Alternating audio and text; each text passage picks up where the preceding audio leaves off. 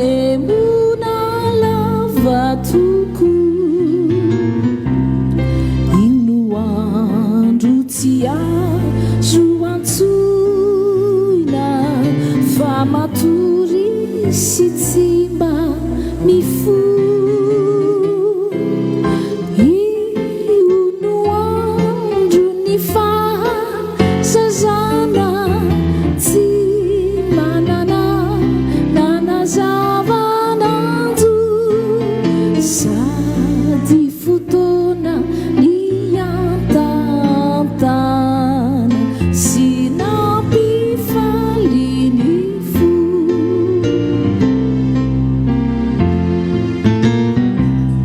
mbola misy tsy ay adinoina zay amposy